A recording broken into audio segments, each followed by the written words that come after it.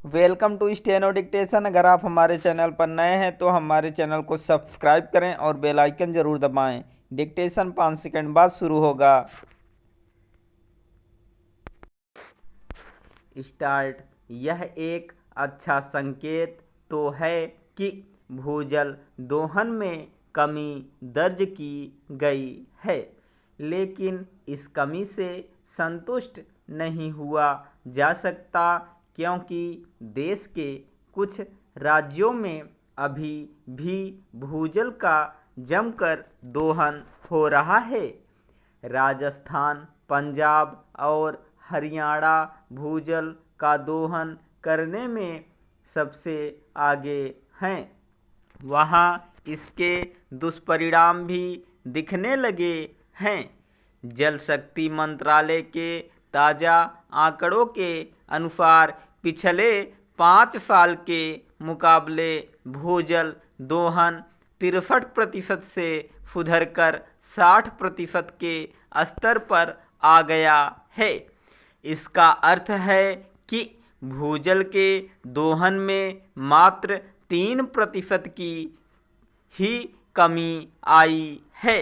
स्पष्ट है कि अभी इस मामले में और अधिक काम करने की आवश्यकता है।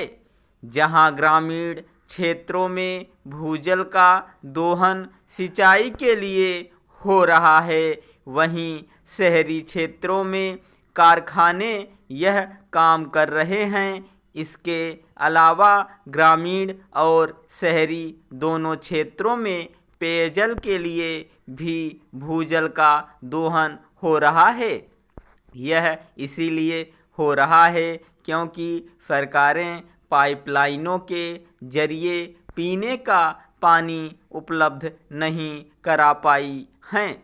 यह ठीक है कि हर घर नल से जल योजना तेजी से आगे बढ़ रही है और देश के कई हिस्सों में पाइपलाइन के जरिए पानी पहुंचाया जाने लगा है, लेकिन कहीं कहीं पानी की गुणवत्ता संबंधी समस्याएं उत्पन्न हो रही हैं।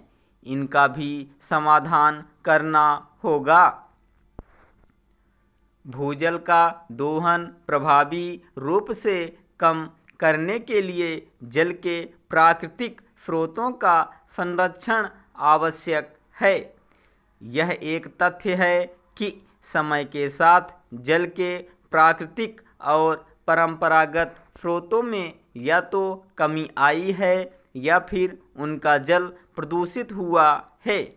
हमारी अनेक नदियाँ प्रदूषित हैं, कहीं कहीं तो वे गंदा नाला बनकर रह गई हैं। यह भी किसी से छिपा नहीं कि ग्रामीण इलाकों में तालाब अतिक्रमण का शिकार हो गए और कई स्थानों पर तो वे पूरी तरह गायब ही हो गए। यह स्थिति कुओं की भी है। यह तो भला हो कि मोदी सरकार ने तालाबों की सुध ली और अमृत सरोवर नामक योजना प्रारंभ की। इस योजना के तहत प्रत्येक राज्य के हर जिले में 75 तालाबों का निर्माण होना है। यह आवश्यक ही नहीं, अनिवार्य है कि राज्य सरकारें और ग्राम पंचायतें अमृत सरोवर योजना को सफल बनाने के लिए कमर कसें।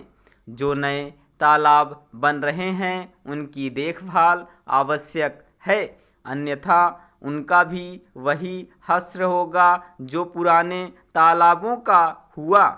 आम लोगों को भी यह समझना होगा कि जल के परंपरागत स्रोतों का संरक्षण आवश्यक है।